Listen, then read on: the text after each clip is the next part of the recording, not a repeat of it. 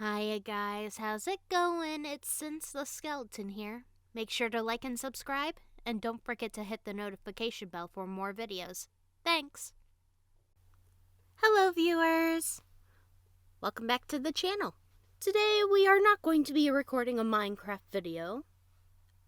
Today we are actually going to be going back to our roots of this channel, reading a book. Today we are going to be reading a book called The Fairy's Mistake, and the book is by Gail Carson Levine. Hope you enjoy! The Fairy's Mistake. All my thanks to my wonderful editor, Alex Reed. Without you, the Princess Tales would never have been told. Chapter 1. Once upon a time in the village of Snettering-on-Snokes in the kingdom of Biddle, Rosella fetched water from the well for the 4088th time. Rosella always fetched the water because her identical twin sister Myrtle always refused to go, and their mother, the widow Pickering, never made Myrtle do anything. Instead, she made Rosella do everything. At the well, the fairy Ethelind was having a drink. When she saw Rosella coming, she changed herself into an old lady. Then she made herself look thirsty. "Would you like a drink, grandmother?" Rosella said. "That would be lovely, dearie." Rosella lowered her wooden bucket into the well. When she lifted it out, she held the dipper so the old lady could drink. Ethelinda slurped the water.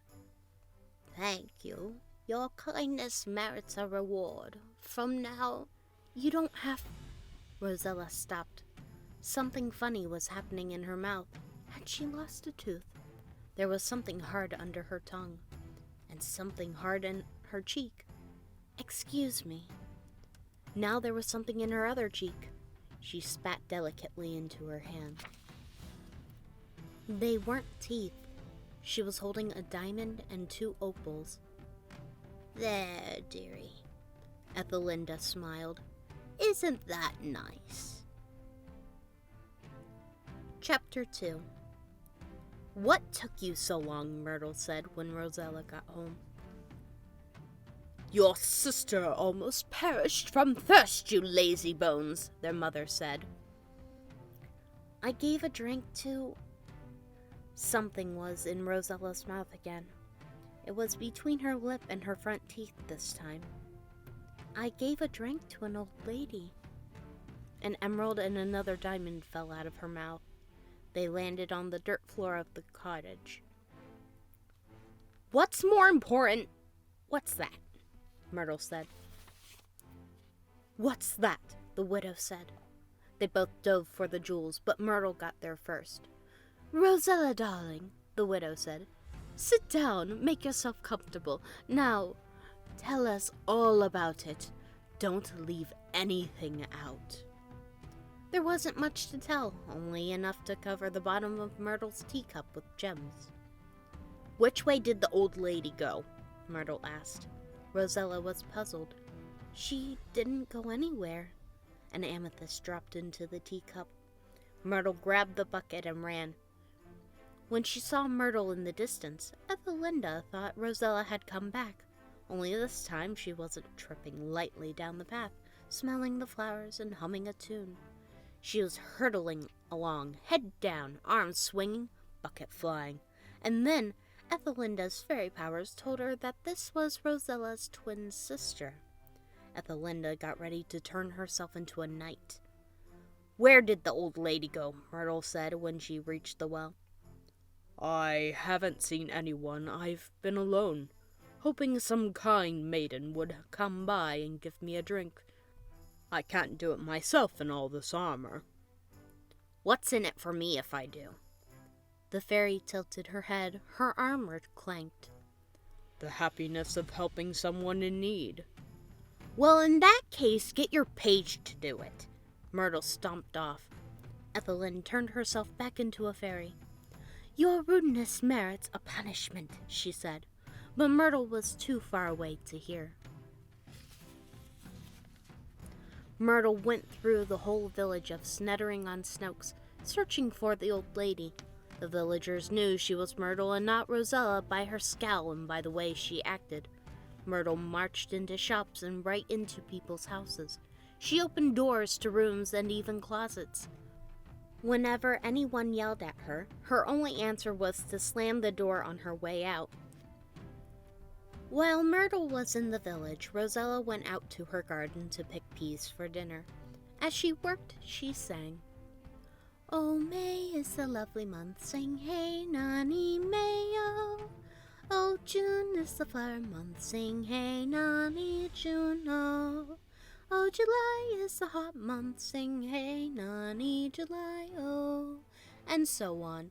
While she sang, gems dropped from her mouth. It still felt funny, but she was getting used to it. Except once she popped a pea into her mouth as she sang, and she almost broke a tooth on a ruby. Rosella had a sweet voice, but Prince Harold, who happened to be riding by, wasn't musical. He wouldn't have stopped, except he spotted the sapphire trembling on Rosella's lip. He watched it tumble into the vegetables. He tied his horse up at the Widow Pickering's picket fence. Rosella didn't see him, and she went on singing. "Oh, November is the harvest month, sing hey nani November, oh. Oh, December is the last month, sing hey." Prince Harold went into the garden. "Maiden." Rosella looked up from her peas. "A man! A nobleman!" She blushed prettily. She wasn't bad-looking, Prince Harold thought. "Pardon me," he said. "You've dropped some jewels. Allow me." "Oh, don't trouble yourself, sir." Another sapphire and a moonstone fell out of Rosella's mouth. Harold had a terrible thought. Maybe they were just glass. He picked up a stone. "May I examine this?" Rosella nodded. It didn't look like glass. It looked like a perfect diamond, 5 carats at least. But if the gems were real, why was she leaving them on the ground? He held up a jewel. "Maiden, is this really a diamond?" "I don't know, sir. It might be." A topaz hit Prince Harold in the forehead. He caught it as it bounced off his chin. "Maiden, have jewels always come out of your mouth?" Rosella laughed. A lovely tinkling sound. "Oh, no, sir. It only began this afternoon when an old lady, I think she may have been a fairy." "They were real, then." Harold knelt before her. "Maiden, I am Prince Harold. I love you madly. Will you marry me?" Chapter 3. Rosella didn't love the prince madly, but she liked him. He was so polite, and she thought it might be pleasanter to be a princess than to be the Widow Pickering's daughter and Myrtle's sister. Besides, it could be against the law to say no to a prince, so she said yes, and dropped a garnet into his hand. "I'm sorry, sweetheart, I didn't hear you." "Yes, your highness." Clink, clink. 2 more garnets joined Harold's collection. "You must say, 'Yes, Harold,' now that we're betrothed." "Yes, Harold." Clink. The fairy Ethelinda was delighted that Rosella was going to be a princess. She deserves it, the fairy thought. Ethelinda was pleased with herself for having given Rosella the perfect reward. The Widow Pickering agreed to the marriage, but she insisted that Harold give her all the gems Rosella had produced before their engagement. The widow was careful not to mention Myrtle. She didn't want the prince to know that Rosella had a twin sister who would also have a jewel mined in her mouth. After all, what if he took Myrtle away too? Prince Harold swung Rosella up on his horse. He asked her to hold an open saddlebag on her lap. Then he mounted in front of her. As they rode off, he asked her about her garden, about the weather, about fly fishing, about anything. The widow stood at the fence and waved her handkerchief. As she turned to go back into the cottage, she saw her favorite daughter in the distance. Myrtle was lopping along, swinging the bucket. The widow opened the gate and followed her daughter into the house. "Darling, speak to me." Myrtle sank into their only comfortable chair. "Hi, Mom. The stupid old lady wasn't—" There was a tickle in the back of her throat. What was going on? It felt like her tongue had gotten loose and was flopping around in her mouth. Could she be making jewels too? Did it happen just by going to the well? Whatever it was, diamond or pearl or emerald, it wanted to get out. Myrtle opened her mouth. A garter snake slithered out. The widow screamed and jumped onto their other chair. Eek! Get that thing out of here, Myrtle! She pointed a shaking finger. There it is! Get it! Eek! Myrtle didn't budge. She stared at the snake coiling itself around a bedpost. How had this happened if the old lady wasn't at the well? The knight? The knight! The old lady had turned herself into a knight! Myrtle jumped up and raced out, taking the bucket with her. Bye, Mom! She called over her shoulder. See you later! 2 mosquitoes and a dragonfly flew out. The fairy Ethelinda watched Myrtle scurry down the road. She patted herself on the back for having given Myrtle the perfect punishment. Chapter 4. Prince Harold and Rosella reached the courtyard in front of the prince's palace. He lifted Rosella down from the horse. I'm too madly in love to wait, he said. Let's announce our engagement first thing tomorrow morning, dear heart. All right, Rosella said. Harold only got a measly seed pearl. Princesses speak in complete sentences, darling. Rosella took a deep breath for courage.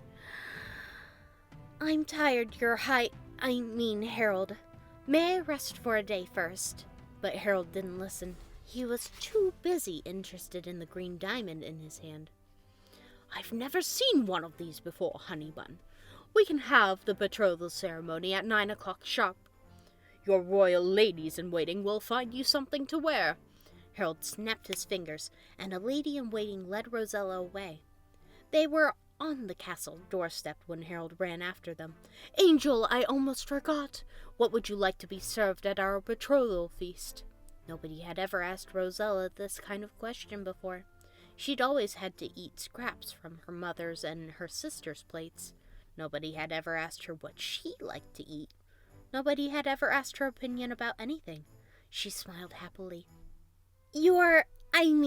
Harold, dear, I'd like poached quail eggs and roasted chestnuts for our betrothal feast.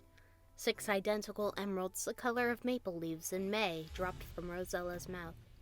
The royal lady-in-waiting, who was at Rosella's elbow, gasped. Look at these, Harold said. They're gorgeous. So you want wild boar for dinner? He didn't give Rosella time to say she hated wild boar. What do you know? It's my favorite, too. I'll go tell the cook. He rushed off. Rosella sighed. The fairy Ethelinda, who was keeping an eye on things, sighed too. Myrtle returned to the well, determined to give a drink to anybody who was there, but nobody was. She lowered the bucket into the well anyway. Nobody showed up. She had an idea. It was worth a try. She watered the plants that grew around the well. Dear plants, she began, you look thirsty. Perhaps a little water would please you? It's no trouble. I don't mind, dear sweet plants. Whatever was in her mouth was too big to be a jewel, unless it was the biggest one in the world, and a jewel wouldn't feel slimy on her tongue. She opened her mouth, and a water bug crawled out. She closed her mouth, but there was more! More slime. She opened her mouth again. 2 more water bugs paddled out, followed by a black snake. Giving the plants a drink hadn't done any good. Myrtle dumped the rest of the water on a rose bush. Drown, you stupid plant, she muttered. A grasshopper landed on a rose. Myrtle filled her bucket one more time. Then, without saying a single word, she scoured the village again for the rotten fairy who'd done this to her. She swore to herself that she'd pour water down the throat of any strangers she found. But there were no strangers, so Myrtle threw the bucket into the well and headed for home. The widow was in the garden. She had dug up the peas and the radishes and the tomato plants. Now she was pawing through the roots, hoping to find some jewels that Prince Harold had missed. When she heard the gate slam shut, she stood up. Don't say a word if you didn't find that old lady. Myrtle closed her mouth with a snap. She picked up a stick and scratched in the dirt. Where's Rosella? She rode off to marry a prince, and like a fool I let her go, because I thought I had you, you bungler, you idiot, you. That made Myrtle furious. How could she have known the fairy would turn herself into a knight in so much armor you couldn't even see his face? And hadn't she searched the village twice? And hadn't she watered those useless plants? Myrtle opened her mouth to give her mother what for, but the widow held up her hands and jumped back 3 feet. Hush, shush, hush, my love. Perhaps I was hasty. We've both had a bad... Her mother's pleas gave Myrtle a new idea. She picked up the stick again and wrote, "Things are looking up, Mom. It will all be better tomorrow." She dropped the stick and started whistling, and wondering if whistling made snakes and insects too. It didn't. Too bad, she thought. Chapter 5. Rosella was used to sleeping on the floor because Myrtle and the widow had always taken the bed. In the palace, she got her own bed. It had a canopy, 3 mattresses piled on top of each other, and satin sheets, and emerald blankets, and pillows filled with swan feathers. So she should have gotten a fine night's sleep. Except that 3 royal guards stood at attention around her bed all night. 1 stood at each side of the bed, and 1 stood at the foot. If she tucked in her sleep, they were supposed to catch the jewels and keep them safe for Prince Harold. Rosella didn't talk in her sleep because she couldn't sleep with people watching her. By morning, her throat felt scratchy. She thought she might be coming down with a cold. Her 12 royal ladies-in-waiting brought breakfast to her at 7 o'clock. Scrambled eggs and wild boar sausages. They shared the sausages while she ate the eggs. Rosella said please 6 times and thank you 8 times. Each royal lady-in-waiting got 1 jewel, and they fought over the remaining 2. "Nobody deserves that but me," yelled one royal lady-in-waiting. "I work harder than any of you," yelled another. "I'm worth 10 of each of you, so I should get everything," shouted a third. "You have some nerve!" Rosella put her hands over her ears. She wished she could have 10 minutes to herself. Prince Harold came in. He coughed to get the attention of the royal ladies-in-waiting. Nobody noticed except Rosella, who smiled at him. He'd be so handsome, she thought, if he weren't so greedy. The royal ladies-in-waiting went on arguing. "How dare you! What do you mean? The first person who—" "Shut up!" Harold roared. They did. "You mustn't upset my bride." He went to Rosella, who was eating her breakfast in bed. He put his arm around her shoulder. "Are you all right, Sugar Plum?" Rosella nodded. She liked the pet names he called her, but she hoped he wouldn't make her say anything. "Tell me so I'm sure, lovey-dove." The fairy Ethelinda was worried. Myrtle, on the other hand, had a great night's sleep. When she woke up, she put paper, a quill pen, and a bottle of ink in a pouch. Then she set out for the village. She'd have a fine breakfast when she got there, and she wouldn't pay a penny for it. As for the bucket she'd thrown down the well, why, she'd have her choice of buckets. Her first stop was the baker's shop. "She's scowling," thought the baker. "So it's Myrtle." He scowled right back. "Give me 3 of your freshest muffins," Myrtle said. She has some nerve, the baker thought. "Bossing me." What was coming out of her mouth? "Ants!" He grabbed his broom and swept them out of his store. He tried to sweep Myrtle out, too. "Cut that out!" Myrtle said. A horsefly flew out of her mouth. A bedbug climbed over the edge of her lip and started down her chin. The baker swatted the fly. He kept an eye on the bedbug so he could kill it as soon as it touched the floor. Myrtle took the pen and paper out of her pouch. "Give me the muffins and I won't say another word," she wrote. "I also want a 14-layer cake. It's for my party tomorrow, to celebrate my 14-year and 6 weeks birthday. You're invited. Bring the whole family." The baker swallowed hard and nodded. I'll come. We'll be, overjoyed to come." He wrapped up his most delicious muffins. When he handed them to Myrtle, he bowed. The fairy Ethelinda was getting anxious. Punishments weren't supposed to work this way. Rosella tried not to talk while she got ready for her betrothal, but her royal ladies-in-waiting ignored her if she just pointed at things. They didn't yell at each other anymore because they didn't want Prince Harold to hear, but that didn't stop them from fighting quietly. When Rosella said, "I'll wear that gown," 2 Amazon stones and an opal fell onto the carpet. The 12 royal ladies-in-waiting went for the jewels, hitting and shoving each other. So Rosella took the gown out of the closet herself and laid it out on her bed. Then she stood over it, marveling. It was silk with an embroidered bodice. Its gathered sleeves ended in lace that would tickle her fingers delightfully, and the train was lace over silk, yards and yards of it. "It's so pretty," she whispered. "It belongs in the sky with the moon and the stars."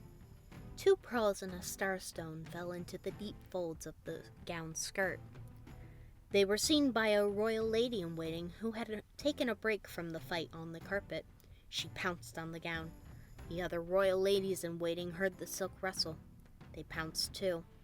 In less time it takes to sew on a button, the gown lay in tatters on the bed. Rosella wanted to scream, but she was afraid to. Screaming might make bigger and better gems. Then she'd have to scream all the time. Besides, her throat was really starting to hurt. She cried instead. The fairy Ethelinda was getting angry. Rewards weren't supposed to work this way. Chapter 6. Rosella didn't mean to, but she dropped jewels on every gown in her princess wardrobe except one, and her royal ladies-in-waiting ruined each of them. The one that was left was made of burlap, and it was a size and a half too big. It didn't have a real train, but it did trail on the floor because it was 4 inches too long. Harold met Rosella in the palace's great hall, where the chief royal counselor was going to perform the betrothal ceremony. The prince thought she looked pretty with her brown wavy hair and her big gray eyes. But why had she picked the ugliest gown in the kingdom? It was big enough for her and a gorilla. All he said, though, was, "You look beautiful, Honey Bunch. Are you glad to be engaged?" Rosella didn't know how to answer. Being engaged wasn't the problem, although marrying Harold might have its drawbacks. The problem was the jewels. "Did you hear me, hun? I asked you a question." He raised his voice. "Are you happy, sweetheart?" He cupped his hands under her chin. Rosella spoke through her teeth so the jewels wouldn't get out. "Everybody wants me to talk, but nobody listens to what I say." "I'm listening, Angel. Spit it out." "I hate wild boar, and I don't want guards to stand around." There were too many jewels in her mouth that one popped out. A hyacinth. Harold put it in his pocket. The orchestra started to play. She couldn't keep all these stones in her mouth. She spit them into her hand and made a fist. "We're supposed to hold hands," Harold whispered. "Give them to me. I'll take good care of them." What difference did it make? She let him have them. The ceremony began. Myrtle sat on the edge of the wall to eat her muffins. After she ate them and licked her fingers, she headed for the stationer's shop.